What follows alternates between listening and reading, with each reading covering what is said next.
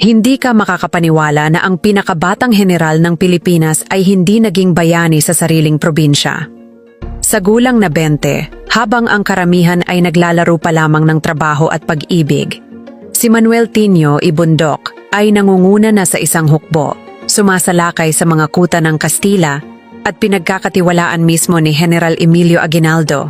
Ngunit ang kwentong ito ay hindi nagsimula sa karangalan, nagsimula ito sa takot, pagtatago at desperasyon ng isang binatilyong may taas na 5 piye at 7 pulgada na mas mataas sa karamihan ng mga Pilipino noon.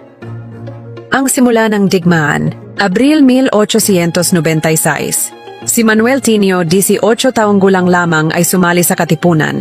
Hindi dahil sa ninuno niyang insik na naging pinakaunang middleman ng tobacco monopoly. Hindi dahil sa pamilyang Tinio na siyang pinakamayaman sa buong Nueva Ecija. Sumali siya dahil nakita niya ang korupsyon ng alkalde mayor na kinontra mismo ng kanyang ama, si Kabesang Marianong Pulang Buhok. Kahit na namatay ang ama niya ng 12 anyos pa lamang siya.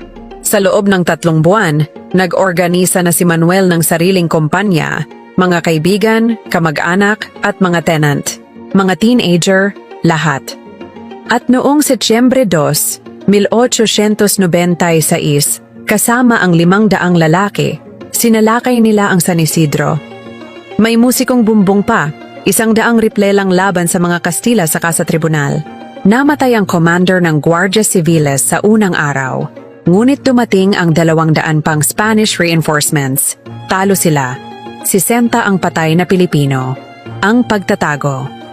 Hindi ordinaryong pagtatago ang ginawa ni Tinio. Tinugis siya ng mga Kastila ng walang tigil dahil sa taas niya. Literal na nangunguna siya sa mga umaatake. Nagtago siya sa likhab. Dumating ang mga kazadores. Tumakas siya pabalik sa San Isidro. Lumipat sa Calaba, sa Alua, sa Santo Cristo.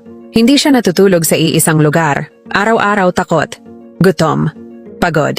Taong 1897, sakit ang kapalit ng mga buwan na yon ng pagtatago. Ngunit hindi tumigil ang batang si Tinio.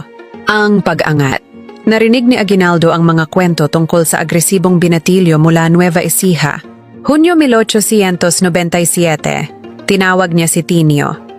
Hindi lang basta sundalo, ginawa siyang koronel, 20 anyos pa lamang, at dumating ang Setyembre 4, 1897, ang labanan ng Aliaga. Si General Mamerto Natividad at Coronel Manuel Tinio, kasama sina Coronel Casimiro Tinio, kalahating kapatid ni Manuel, General Pio